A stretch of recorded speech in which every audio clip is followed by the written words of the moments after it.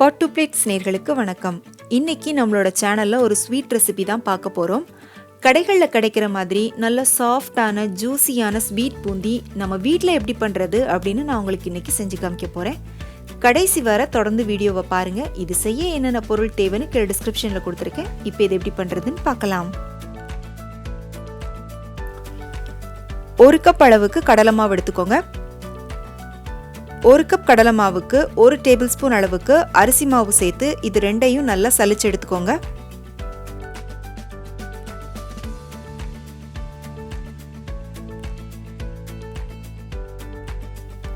இதோட 1 table spoon அளவுக்கு எண்ணெய் ஊற்றிக்கோங்க. எண்ணெய் ஊற்றிட்டு கொஞ்சமாக தண்ணி சேர்த்து இதை கரைச்சி எடுத்துக்கோங்க.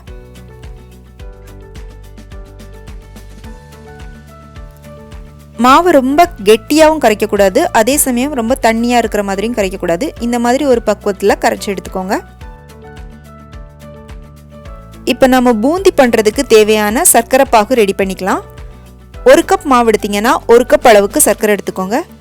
இதோட ஒரு 1/2 கப் அளவுக்கு தண்ணி சேர்த்து அரை கம்பி பதம் வர அளவுக்கு பாகு காய்ச்சி எடுத்துக்கோங்க. அதாவது நம்ம குலாப் ஜாமுன் பண்ணுறதுக்கு பாகு காய்ச்சிற பதத்துக்கு காய்ச்சி எடுத்துக்கோங்க. இப்போ பூந்தி எப்படி பண்ணுறதுன்னு பார்க்கலாம். நான் இன்றைக்கி பூந்தி பண்ணுறதுக்காக இந்த மாதிரி பூந்தி கரண்டி எடுத்திருக்கேன்.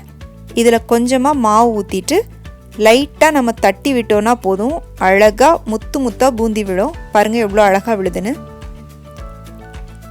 இந்த மாதிரி கரண்டி இல்லை அப்படின்னா ஒன்றும் பிரச்சனை இல்லை. வீட்டில் நம்ம நார்மலாக யூஸ் பண்ணுற ஜல்லிக்கரண்டி இருக்கும் இல்லையா, அதில் கூட நீங்கள் பூந்தி ஊற்றலாம். நீங்கள் இந்த மாதிரி தட்டி விட்டாலே போதும், தேய்க்கணும் அப்படின்னு அவசியம் இல்லை. பாருங்கள் எவ்வளோ அழகாக முத்து முத்தாக பூந்தியெல்லாம் ரெடியாக இருக்குன்னு.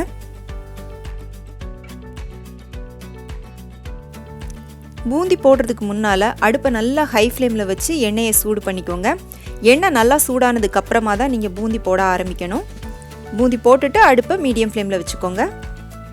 எல்லா பபிள்ஸும் அடங்கினதுக்கு அப்புறமா இதை எண்ணெயிலேருந்து அரைச்சி எடுத்துருங்க. பூந்தி பண்ணுறது ரொம்ப ரொம்ப ஈஸி. அது ஊறுறதுக்கு வேணால் கொஞ்சம் டைம் எடுக்குமே தவிர, மற்றபடி நீங்கள் 1 கப் மாவில் பூந்தி பண்ணிங்கன்னா 15 நிமிஷம் கூட ஆகாது. ரொம்ப சீக்கிரமாக பண்ணி முடிச்சிடலாம். நான் இன்றைக்கி 2 கலரில் பூந்தி பண்ணலான் இருக்கேன். அதனால் இதில் இருந்து கொஞ்சம் பூந்தியை தனியாக பிரித்து எடுத்துக்க போகிறேன். இப்போ ரெடி பண்ணி வச்ச சர்க்கரை பாகுலேருந்து கொஞ்சம் தனியாக பிரித்து எடுத்துட்டு அதில் கொஞ்சமாக ரெட் ஃபுட் கலர் சேர்த்து நல்லா கலந்துக்கோங்க. இப்போ மீதி இருக்கிற சர்க்கரை பாகில் எல்லோ ஃபுட் கலர் சேர்த்து கலந்து வச்சுக்கோங்க.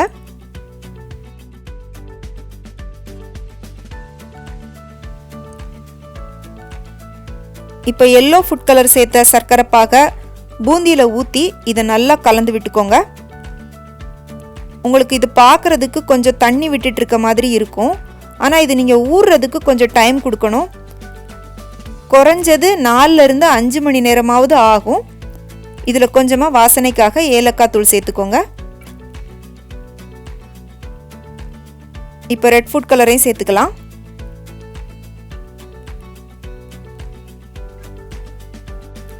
பாகு ஊற்றி இதை நல்லா கலந்துட்டு ஒரு 5-6 மணி நேரத்துக்கு இதை நல்லா ஊற விட்டுருங்க. இடையில அப்பப்போ எடுத்து ஒரு 2-3 வாட்டி இதை நல்லா ஒரு ஸ்பூனால் கலந்து மட்டும் விட்டுக்கோங்க. இப்போ மூடி போட்டு இதை மூடி ஊற விட்டுடலாம். நான் கிட்டத்தட்ட இதை ஒரு 7-8 மணி நேரமே ஊற விட்டுட்டேன். பாருங்கள் எவ்வளோ சூப்பராக பூந்தி ரெடி ஆயிடுச்சுன்னு.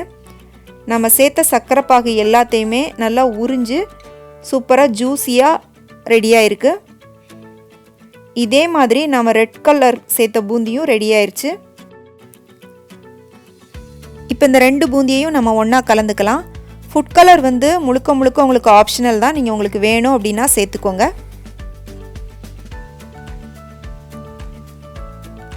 இது ஒரு 6-7 மணி நேரத்தில் நல்லா ஊறி இருந்தாலும் இதை ஒரு நாள் ஃபுல்லாக அப்படியே விட்டுருங்க. விட்டுட்டு மறுநாள் சாப்பிட்டீங்க அப்படின்னா இதோட டேஸ்ட் இன்னும் உங்களுக்கு அதிகமாக இருக்கும். இப்போ இது மேலே அலங்கரிக்கிறதுக்காக கொஞ்சமாக பாதாம், முந்திரி, இந்த மாதிரி உங்களுக்கு பிடிச்ச ஏதாவது நட்ஸை சின்னதாக கட் பண்ணி போட்டுக்கோங்க. இந்த ரெசிபி பற்றிய உங்களுடைய கருத்துக்களை மறக்காமல் கீழே கமெண்ட் செக்ஷனில் சொல்லுங்கள். பிடிச்சிருந்தா உங்கள் ஃப்ரெண்ட்ஸுக்கும் ஷேர் பண்ணுங்கள், லைக் பண்ணுங்கள், சேனலுக்கு சப்ஸ்கிரைப் பண்ணுங்கள். மீண்டும் வேறொரு ரெசிபியோடு சந்திக்கிறேன். நன்றி, வணக்கம்.